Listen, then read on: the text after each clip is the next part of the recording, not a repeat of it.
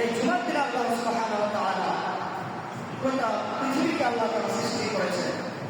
এমনকি আদম আলাইহিস সালামকে আল্লাহ তাআলা এই জুমার দিনে পূর্ণাঙ্গভাবে সৃষ্টি করেছেন এবং রূহ দান করেছেন জুমার দিন। এই জন্য জুমার দিন শ্রেষ্ঠ, শুক্রবার শ্রেষ্ঠ আল্লাহ সুবহানাহু ওয়া তাআলা আরো কেন এই জুমার দিনকে শ্রেষ্ঠ দান করেছেন বলেন। আদম আলাইহিস সালাম এবং মা হাওয়া আলাইহিস সালামকে আল্লাহ সুবহানাহু ওয়া তাআলা এই শুক্রবারের দিনকে জমিনের মধ্যে দান করেছেন। সুবহানাল্লাহ। কেন দান করেছেন? যাতে করে আল্লাহ তাআলা দুনিয়ার মধ্যে খলিফা নিযুক্ত করেন। দুনিয়ার মধ্যে ইনসান আল্লাহ তাআলা মাখলুককে পাঠানোর জন্য আদম আলাইহিস সালাম এবং মা হাওয়াকে দুনিয়ার মধ্যে প্রেরণ করে দিয়েছেন। তিনারা তো জান্নাতের মধ্যে বসবাস করতে পারতেন, কিন্তু আল্লাহ তাআলা হিকমতের কারণে দুনিয়ার মধ্যে প্রেরণ করেছেন। এবং এই জুমার দিন আরো কেন শ্রেষ্ঠ? হাদিসের মধ্যে আসছে এই জুমার দিনে আদম আলাইহিস সালাম এবং মা হাওয়া আলাইহিস সালামকে দুনিয়ার মধ্যে একসাথ করে দিয়েছেন আল্লাহ সুবহানাল্লাহ। সুবহানাল্লাহ। এই জন্য জুমার দিন শ্রেষ্ঠ। রাসূল সাল্লাল্লাহু আলাইহি ওয়াসাল্লাম বলেছেন, তোমরা শুনো, এই জুমার দিনকে তোমরা মর্যাদা দাও, শ্রেষ্ঠ প্রদান করো। কেন? জুমার দিন আসলে সকালবেলা তোমরা ফজর নামাজ পড়ো জামাতের সহিত, জামাতের সহিত সালাতুল ফজর নামাজের পড়ার জন্য বলা হয়েছে। এই সালাতুল ফজর নামাজ জামাতের সহিত পড়ে জুমার নামাজের জন্য তোমার প্রস্তুতি না। সকাল থেকে শুরু করে দাও প্রস্তুতি। কি প্রস্তুতি? আল্লাহ সুবহানাহু ওয়া তাআলা আমাদেরকে এই জুমার দিনে সুন্দরভাবে গোসল করে, সুন্দরভাবে যেগুলা আমাদেরকে যেমন মুছ কাটা, চুল কাটা, নখ কাটা, যেগুলোকে কাটার সম্পর্ক রয়েছে, অন্যান্য জিনিসগুলো বলে রয়েছে ওষুধগুলো কাটা, সব কিছু সাফ করে এই জুমার দিনের জন্য প্রস্তুতি হয়ে যায়। আর যখন আল্লাহ সুবহানাহু ওয়া তাআলা বলেন, যখন তুমি জুমার দিনে তোমার সব কিছু প্রস্তুতি গ্রহণ করার পর আল্লাহ তাআলা বলেন সূরাতুল জুমআর মধ্যে বলেন, ইয়া আইয়ুহাল্লাযীনা আমানু ইযা নুদিয়া লিস-সালাতি মিন ইয়াউমিল জুমআতি ফাসআউ ইলা যিকরিল্লাহি ওয়া যারুল বাই'আ। আল্লাহ সুবহানাহু ওয়া তাআলা পবিত্র কুরআনুল কারীমের মধ্যে সূরাতুল জুমার মধ্যে বলেন, ইয়া আইয়ুহাল্লাযীনা আমানু, হে ঈমানদারগণ, যখন জুমার দিনে যখন তুমি সকল কাজ থেকে বাড়ি হবে, ইযা নুদিয়া লিস-সালাত মিন ইয়াউমিল জুমআতি, যখন মসজিদের মাইক থেকে মুয়াজ্জিন সাহেব তোমাদেরকে আহ্বান করবেন, মসজিদের মাইকে যখন হাইয়া আলাস সালাত হাইয়া আলাল ফালাহ মুয়াজ্জিন সাহেব বলবে, সকল লাইনে দিয়ে এসো, তোমার উত্তম লাইন থেকে এসো, সফলতা নিয়ে এসো। যখন মুয়াজ্জিন সাহেব মাইক করে ঘোষণা করবেন, আল্লাহ তাআলার বরকতের কথা বলবেন, রাসূলের বরকতের কথা বলবেন এবং আশহাদু আল্লা ইলাহা ইল্লাল্লাহ করবেন, একমাত্র আল্লাহ তাআলার প্রতি তোমরা সাক্ষী করো। সুবহানাল্লাহ। মুয়াজ্জিন সাহেব যখন কথা বলবেন, আল্লাহ পবিত্র কুরআনুল কারীমের সূরাতুল জুমার মধ্যে বলেন, মুয়াজ্জিন সাহেব এই আওয়াজের আজানের আওয়াজ যখন তোমাদের কানের মধ্যে পৌঁছে যায়, তখন তোমরা সকল কাজকর্ম থেকে ফারেক হয়ে যাও। তোমরা ব্যবসা করতেছো, ব্যবসা থেকে ফারেক হয়ে যাও। তোমরা চাকরির মধ্যে আছো, চাকরি থেকে ফারেক হয়ে যাও। তোমরা বিভিন্ন যে পেশায় আছো, সমস্ত পেশাগুলো তোমরা বন্ধ করে দাও। ইযা নুদিয়া লিস-সালাতি মিন ইয়াউমিল জুমআতি ফাসআউ ইলা যিকরিল্লাহি ওয়া যারুল বাই'আ। আল্লাহ তাআলা বলেন, বান্দারে তুমি ব্যবসা করো, ক্রয় বিক্রয় বন্ধ কেননা জুমার নামাজের জন্য আযান হয়ে গেছে। সুবহানাল্লাহ। কিন্তু দেখা যাচ্ছে আমাদের সমাজে কিছু মুসল্লি আছে যারা নাকি বলে আযান মাত্র হয়েছে, আমরা পরে যাব, এরপর হুজুর আলোচনা করবেন, এরপর খুতবা দিবেন। কিন্তু না বাবা, আল্লাহ তাআলা বলেন যখন আযান হয়ে যায় তখন সমস্ত কিছু ক্রয় বিক্রয় বন্ধ করে নামাজের মধ্যে চলে আসো, মসজিদের মধ্যে চলে আসো।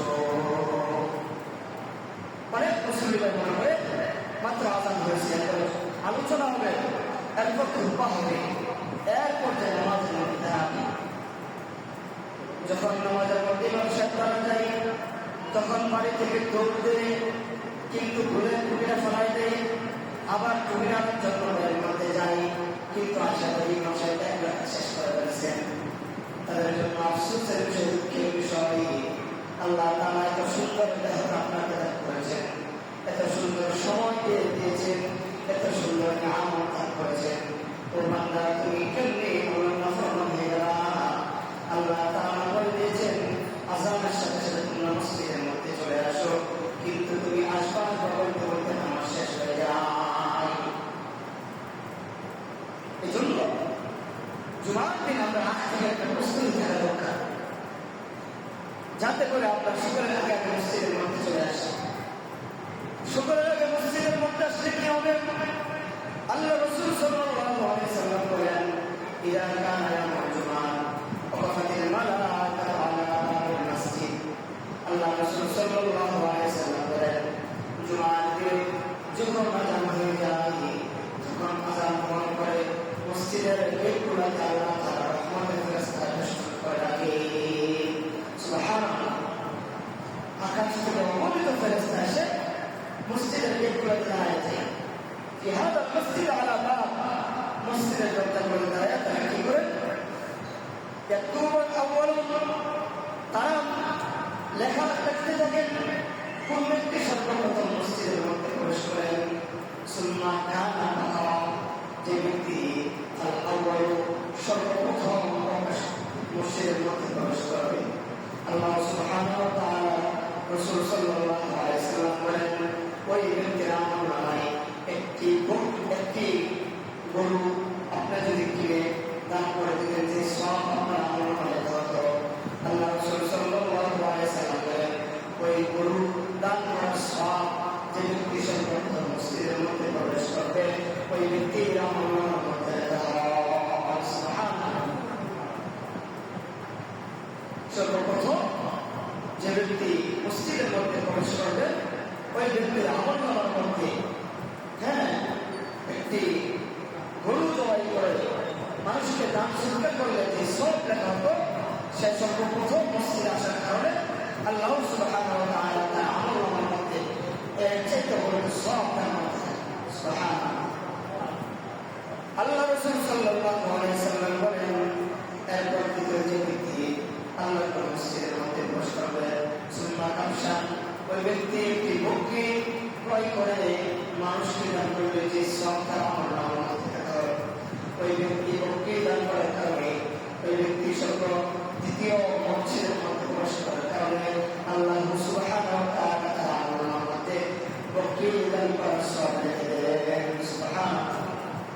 3 নম্বর, যে ব্যক্তি তৃতীয় মসজিদের মধ্যে প্রবেশ করবে, আল্লাহ রাসূল সাল্লাল্লাহু আলাইহি ওয়াসাল্লাম বলেন, তোমরা তাজাদা একটি বকরি ক্রয় করে মানুষকে দান সৎকার করলে যে সব লেখা হলো, ওই তার আমলনামার মধ্যে ওই সবটা আল্লাহ লিখে দেন। চতুর্থ সুন্নাহ কানা বাইযা, ডিম আপনার দান সৎকার করলে যে সব লেখা হলো, আপনার মসজিদের মধ্যে প্রবেশ করার কারণে আল্লাহ সুবহানাহু ওয়া তাআলা আপনার আমার আমলনামার মধ্যে সে সব দান করবেন। সুবহানাল্লাহ।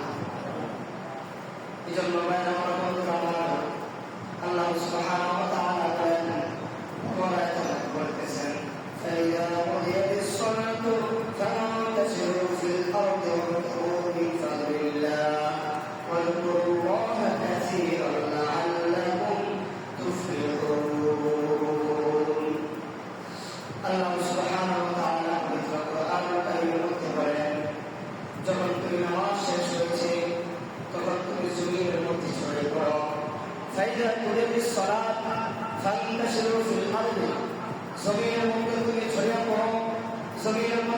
ব্যবসা করার জন্য যাও, জমির মধ্যে তুমি চাকরি করার জন্য যাও, জমির মধ্যে তুমি যে কাজ করো না সেই কাজের জন্য বের যাও। তোমার রিজিক তুমি তালাশ করো। আল্লাহ তোর কথা বলে নাই যে শুধু আমার নামাজ পড়ে, ফজর নামাজ পড়েছো, এখন জোহর পর্যন্ত মসজিদের মধ্যে বসে থাকো, এই কথা আল্লাহ তাআলা বলে নাই। আল্লাহ তাআলা সুবহানাহু ওয়া তাআলা কত বড় দয়াবান, তিনি নামাজ শেষে বলবেন তোমরা জমিনের মধ্যে ছড়িয়ে পড়ো, ছিটিয়ে পড়ো, তোমার রিজিক তুমি তালাশ করো। কোথায় তোমার রিজিক আছে? قالوا انتشروا في الارض وابتغوا من فضل الله واذكروا الله كثيرا لعلكم تفلحون। আল্লাহ তাআলা বলেন জমিনের মধ্যে তোমরা ছড়িয়ে পড়ো, যেখানে তোমার রিজিকের তালাশ করো, যেখানে গেলে তোমার রিজিকের সন্ধান মিলবে সেখানে থেকে তুমি রিজিক তালাশ করে আবার যখন মাঝের সাহায্যের সমাধান দিবি, আবার তুমি মসজিদের মধ্যে চলে আসো, আবার যখন নামাজ পড়ে তুমি চলে যাও তোমার রিজিক তালাশ করার জন্য। তোমার রিজিক তালাশ করা হয়ে গেছে, মুয়াজ্জিন সাহেব আসরের নামাজ আদান দিলে তুমি আবার মসজিদের মধ্যে 10-15 মিনিটের জন্য চলে আসো, তুমি আল্লাহ সুবহানাহু ওয়া তাআলার হুকুম মানার জন্য চলে আসো। ঠিক এরকম ভাবে যখন তুমি আসরের নামাজ শেষ হয়েছে, তুমি মাগরিবের আগে তুমি আমার রিজিকের জন্য চলে যাও, আবার মাগরিবের নামাজ পড়ে আপনি এশার নামাজ পড়ে তারপরে বিবাহের মধ্যে চলে যাও। সুবহানাল্লাহ। আল্লাহ সুবহানাহু ওয়া তাআলা পবিত্র কালামের মধ্যে প্রত্যেক নামাজের পরে তুমি রিজিক তালাশ করে, তুমি তোমার রিজিককে অনুসন্ধান করে তুমি আমার হুকুম আহকাম আদায় করে এরপরে তুমি আমাকে বেশি বেশি তালাশ করো। وابتغوا من فضل الله واذكروا الله كثيرا لعلكم تفلحون। এরপরে তোমরা আল্লাহ সুবহানাহু ওয়া তাআলাকে অধিক পরিমাণে স্মরণ করো। তুমি চলতেছো ফিরতেছো, তোমার বাসার মধ্যে কোনো কাজকর্ম নাই, তুমি ব্যবসা করো, দোকানে কাস্টমার নাই, আল্লাহু আকবার, আল্লাহর জিকির করো, বসে বসে জিকির করো, লা ইলাহা ইল্লাল্লাহ, লা ইলাহা ইল্লাল্লাহ, লা ইলাহা ইল্লাল্লাহ। তুমি ব্যবসা করতেছো, ব্যবসায় যখন অবসর পাও জিকির করো, তুমি বিভিন্ন অফিসের মধ্যে কাজকর্ম করো, যখন অবসর পাও জিকির করো, মা বোনেরা যখন বাড়ির মধ্যে কোনো কাজকর্ম না থাকে তখন তোমরা ঘরের মধ্যে বসে আল্লাহ তাআলার জিকির করো। সুবহানাল্লাহ। মা বোনেরা আপনারা বাড়ির মধ্যে কাজকর্ম শেষ করে টেলিভিশন না দেখে, মোবাইলের সময় না দিয়ে আপনারা আল্লাহ তাআলার জিকির করেন। এই জিকিরের মাধ্যমে মানুষের কলবটা পরিষ্কার হয়ে যায়। যেমনি ভাবে গুনাহ করার কারণে আমার আপনার কলবের মধ্যে কালো কালো দাগ পড়ে যায়, গুনাহ করেছেন একটা ছেলে, গুনাহ করেছেন একটা গুনার কারণে আমার কলবের মধ্যে দাগ পড়ে গেছে, আবার একটা গুনাহ করেছেন এই গুনার কারণে আমার কলবের মধ্যে দাগ পড়ে গেছেন। এই বিভাগে যত গুনাহ করেন, গুনার কারণে আপনার আমার কলবের মধ্যে কালো দাগ পড়ে যায়। আর এই কালো দাগ পড়ার কারণে আপনি যখন কোরআন তেলাওয়াত করতে যাবেন, এই কালো দাগ পড়ার কারণে কোরআন তেলাওয়াত ভালো লাগবে না। আপনি যখন আল্লাহ তাআলার জিকির করতে যাবেন তখন আপনার জিকির ভালো লাগবে না। যখন নামাজ পড়তে যাবেন আপনার কলবটা কালো হওয়ার কারণে ওই নামাজ পড়তে ভালো লাগবে না। এজন্য রাসূল সাল্লাল্লাহু আলাইহি ওয়াসাল্লাম বলেন, আফজালুজ যিকরি তিলাওয়াতুল কুরআন, সর্বোত্তম জিকির হলো কুরআন তেলাওয়াত করা। সুবহানাল্লাহ। আপনি বাড়িতে বসে রয়েছেন, কোরআন তেলাওয়াত করেন। আগে দেখতাম আমাদের ছোট সময় ফজর নামাজের পরে প্রত্যেক ঘর থেকে কোরআনের আওয়াজ আসতো, কোরআন তেলাওয়াতের আওয়াজ আসতো। এই জন্য তাদের সংসারে বরকত ছিল, সংসারে এত ফাসাদ সৃষ্টি হতো।